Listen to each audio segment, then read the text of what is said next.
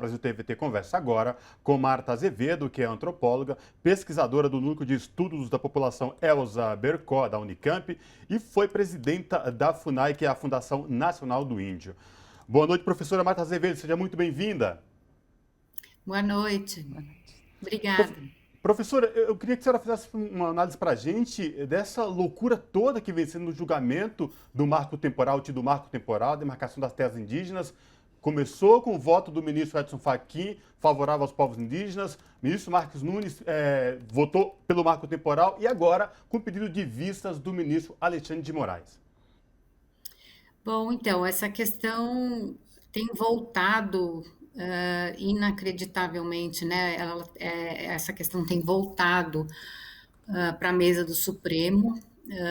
É uma questão que já foi julgada pelo Supremo, então, na verdade, é, é muito difícil, né, ver essa questão de novo ser discutida. Então, o que que diz, o que que é esse marco temporal? É uma das condicionantes da sentença do julgamento da Raposa Serra do Sol, quando foi dada a sentença favorável à demarcação da terra indígena Raposa Serra do Sol em Roraima, foram colocadas várias condicionantes, uma das quais é esse dito cujo marco temporal, que diz o seguinte, que não serão reconhecidas as terras aonde as comunidades indígenas não estavam no momento, na época da Constituição, 5 de outubro de 1988.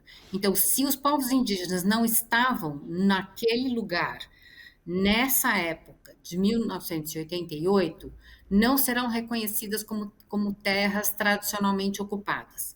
E isso é um absurdo histórico, porque justamente a Constituição mudou o paradigma, né, dos direitos dos povos indígenas e reconheceu que os povos indígenas já estavam aqui antes da chegada dos colonizadores. Reconheceu que os povos indígenas têm direito às terras que tradicionalmente ocupam e ocupavam.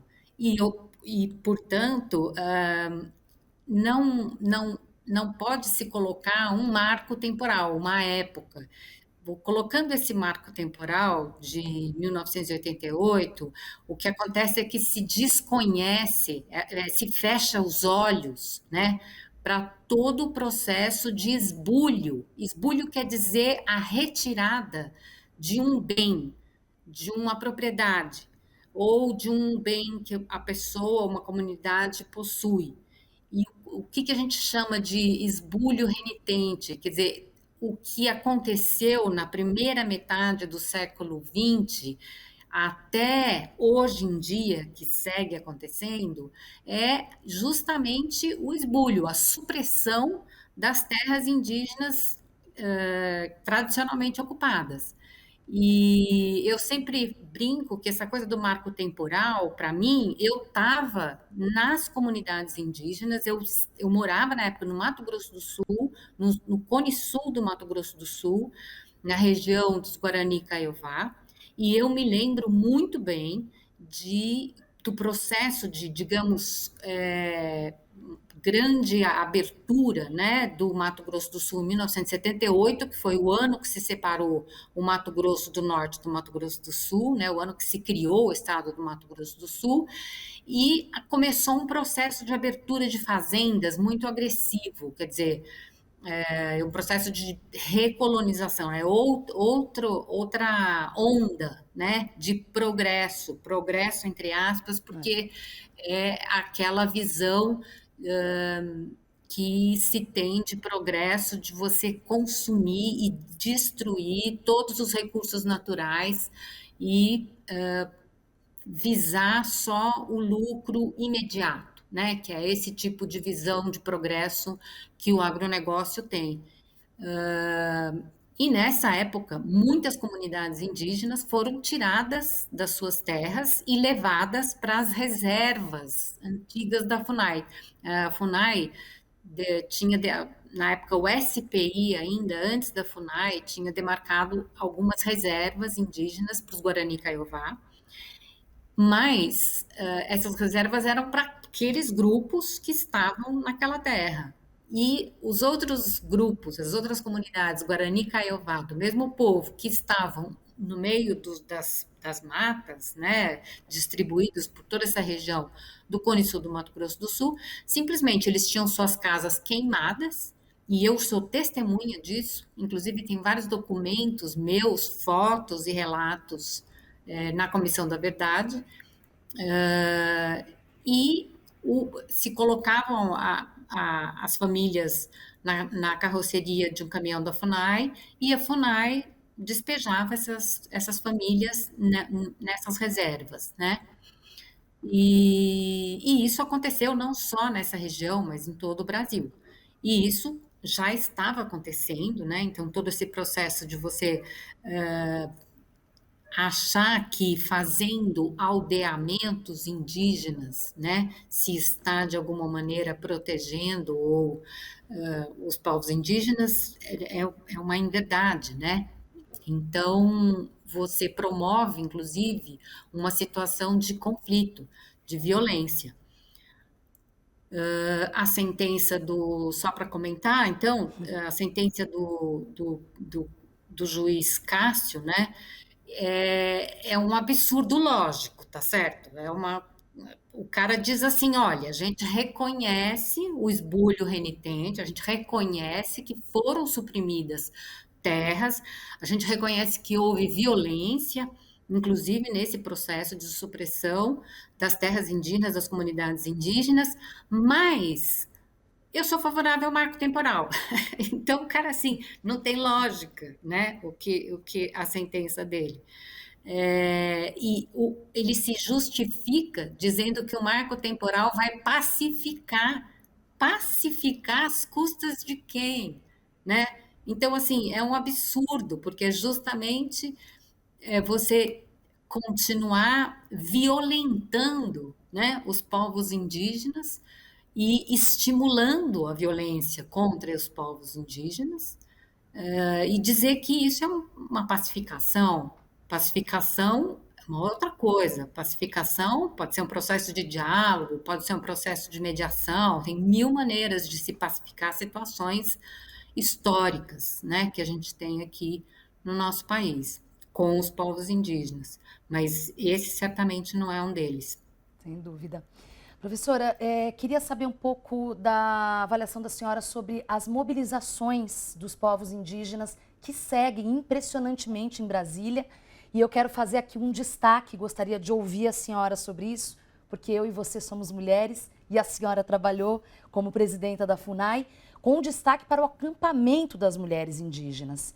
Como avaliar, a despeito de todo esse desrespeito com relação aos direitos dos povos originários, dos povos indígenas, defendidos pelo próprio atual governo federal, eles se manterem ali na resistência? Então, é uma beleza, né? É um exemplo, né? Que eu acho que os povos indígenas deram e estão dando e seguem dando. E para mim, a minha vida inteira, eu vi esse exemplo, né? Exemplo de resistência, exemplo de protagonismo, de coragem, mesmo tendo tanta violência nas terras indígenas, né? Ontem mesmo aconteceu uma morte, né? Um assassinato de um rapaz em Carajá.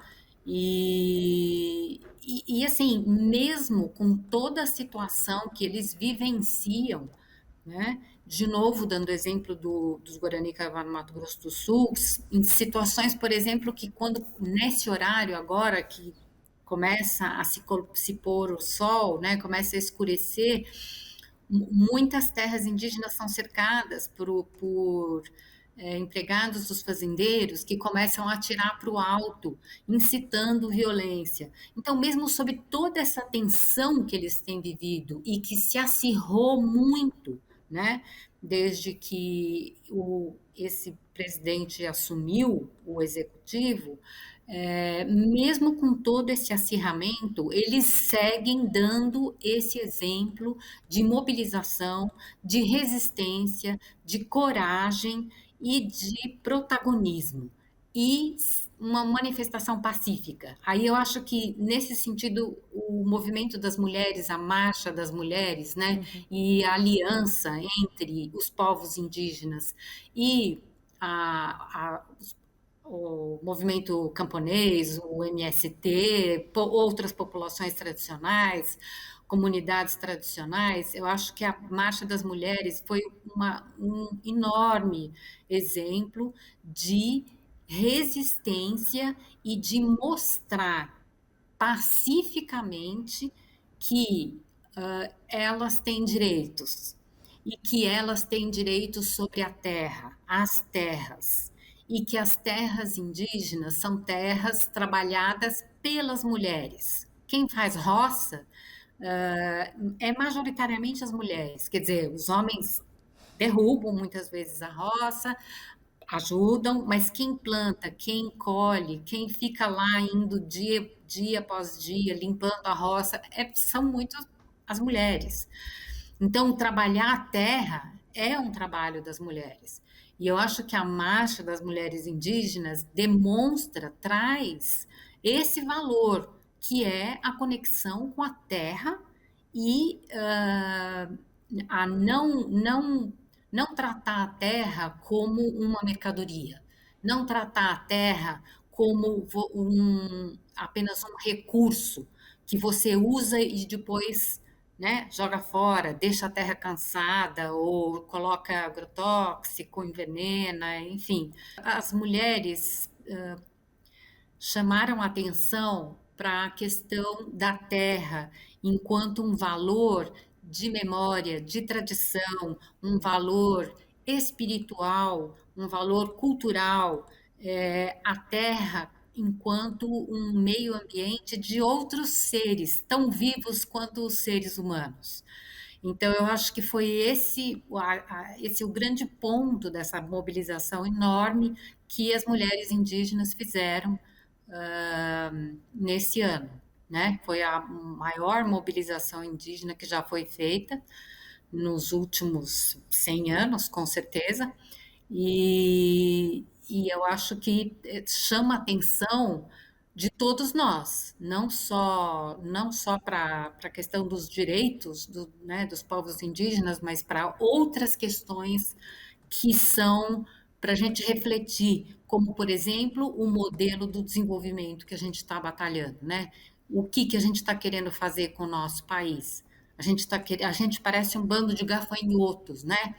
Querendo extrair todos os recursos da terra e deixando para os nossos netos, os nossos filhos, os nossos netos, nada, né? Um meio ambiente completamente degradado.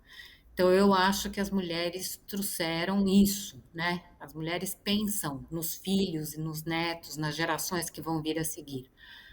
Não que os homens não pensam, pensam também, mas eu acho que o ponto das mulheres foi esse. Sim, sem dúvida.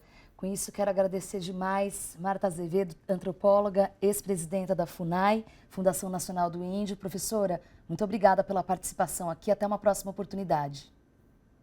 Obrigada a vocês, viu? Parabéns pelo programa. Obrigada, um abraço.